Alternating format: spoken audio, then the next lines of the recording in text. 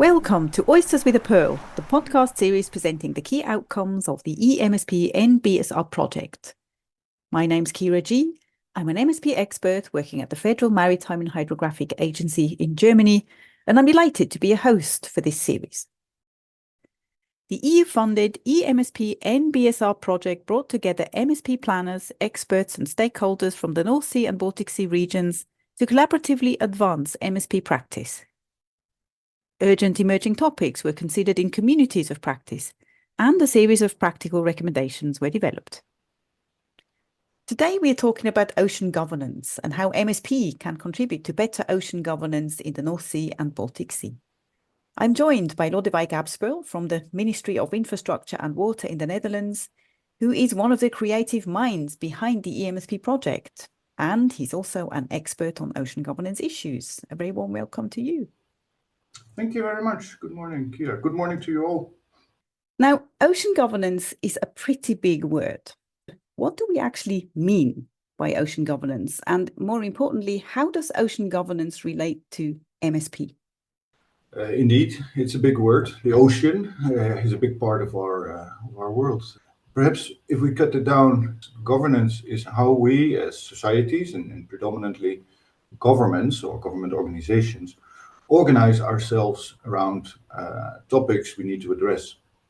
When we talk ocean, we mean all the salty water in the world and the connections with the freshwater system. So ocean governance, in that terminology, means our agenda for working with a healthy ocean, because that's what we try to achieve, and sustainable use. Ocean governance and MSP are interlinked. It's clear that there are multiple topics which need to be addressed and managed by governments, their management authorities, of course with close interrelations with the stakeholders, making use of it or having an interest in the sea and everything which lives there. Thanks, Lodewijk. It's a very good reminder, that the sea, in fact, doesn't have any boundaries. It's just people imposing boundaries on the sea. And equally, a very good reminder that all the topics that we're dealing with are very much interlinked. And it's hard to actually think in sectors when we're talking about a body like an ocean, like a sea. But let's home in a little bit more on the North Sea and the Baltic Sea, which was what the eMSP project was all about. What would you say are some of the biggest ocean governance challenges that we still have in the North Sea and Baltic Sea?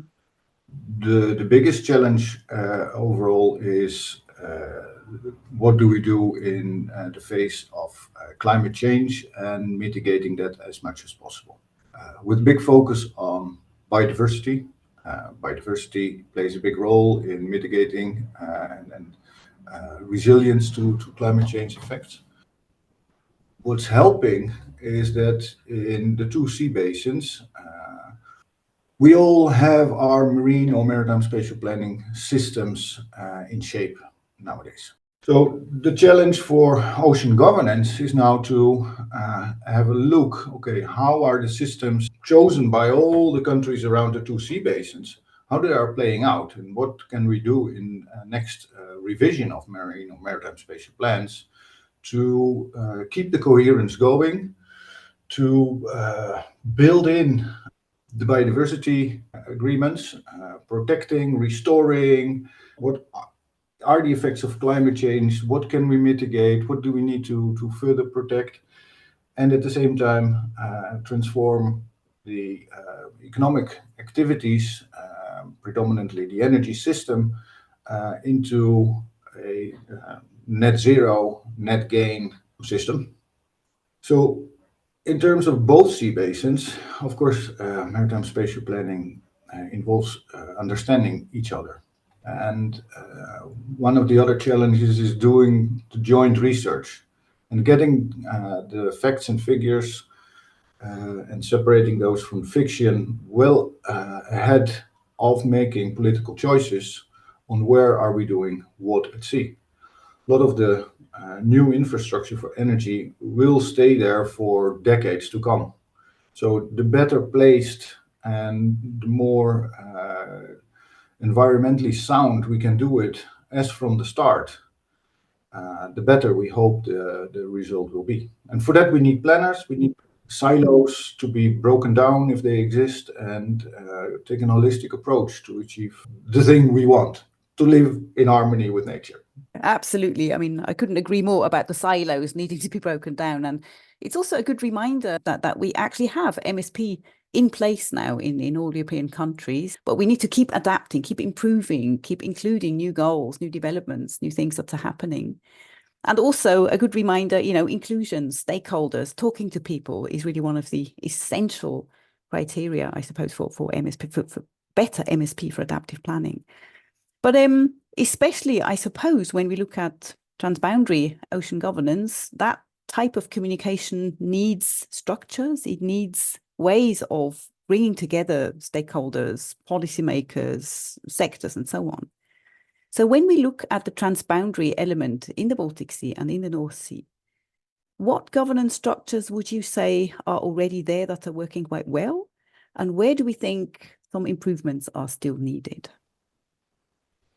I think it's fair to say that all countries around the two sea basins have a system to manage their seas in place. So the best thing to do is to have the open communication and have a joint look at where are we, what's the state of play, what do we want to achieve together, and how can we do that in a way which serves all those countries around the two sea basins, and where can we optimize existing structures or align agendas. Building a working agenda is I think what's missing within the existing mandates of governments. There is enough of a possibility to set our work towards a joint agenda, but it needs to be sound, it needs to be realistic, as practical as possible. The other thing what needs to be improved is actually the implementation of the biodiversity agreements. 2030 is around the corner. So far, we've not seen the coherent marine protected areas for 30% of the sea basins put together. So that's something to perhaps not be improved, but to be fast forward and delivered as soon as possible, also to be able to discuss that with stakeholders concerned.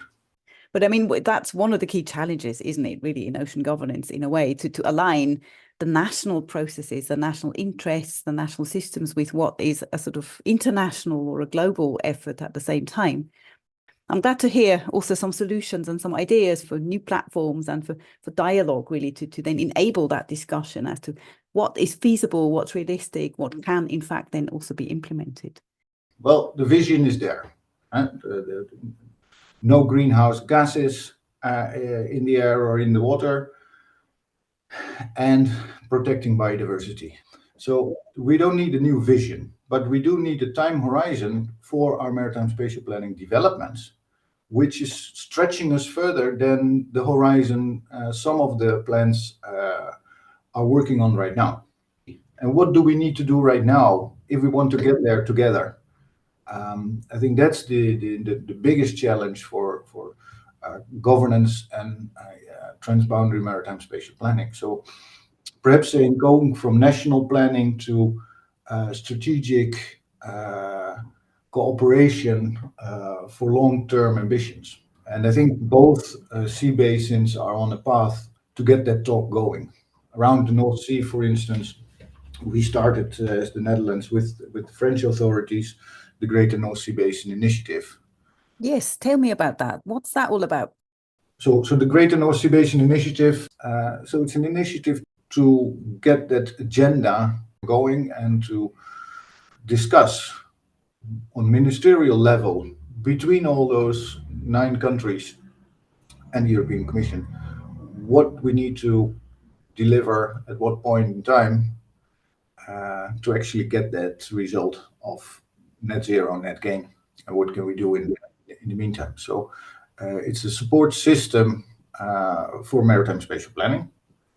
So it's still a bit in the infancy, and at the moment, all the involved countries are working on 6 working tracks, as we call them. We talk about cumulative impact assessments, which we want to align better. We're talking about nature and what needs to be fast forward and added within the OSPAR frame. We are looking at multi-use and co-use and co-location. Marine food supply is a working track.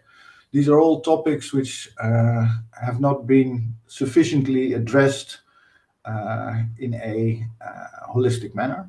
So we're working towards a ministerial meeting in November to really make more manifest to the combined ministers of the North Seas.